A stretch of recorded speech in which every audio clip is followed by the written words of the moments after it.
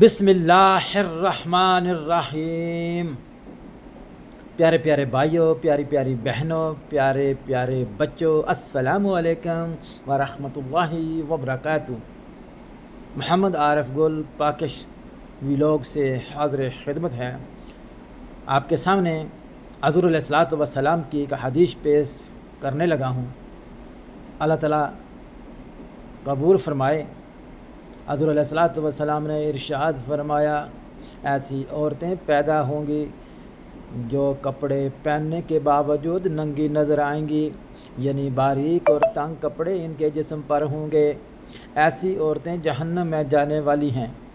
بھائیوں اور دوستو، صحیح مسلم کی یہ حدیث نمبر 5704 ہے، جس کے اندر میرے اور آپ کے پیارے آقا والی دو جہان رحمت للعالمین امام الانبیاء وجہ کائنات کیا فرماتے ہیں کہ ایسی عورتیں پیدا ہوں گی جو کہ اپنے لباس کا دھیان نہیں رکھیں گی اور اتنے باریک کپڑے پہنیں گی کہ وہ ننگی نظر آئیں گی۔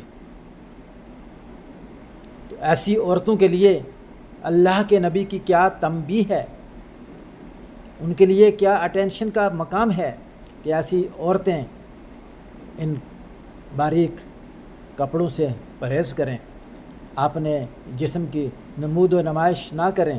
کہیں ایسا نہ ہو کہ ان کی اس لاپرواہی کی وجہ سے وہ جہنم میں جانے والی بن جائیں۔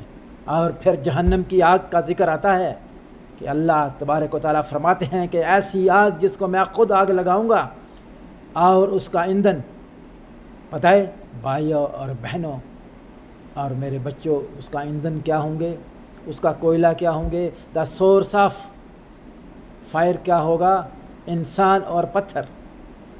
غور کیجیے، لہٰذا واپس پلٹ آئیں میری بہنیں، میری بیٹیاں، قوم کی مائیں، واپس پلٹ آئیں۔ زمانے کو نہ دیکھیں زمانہ کہاں جا رہا ہے، اپنے نبی کے فرمودات کو دیکھیں۔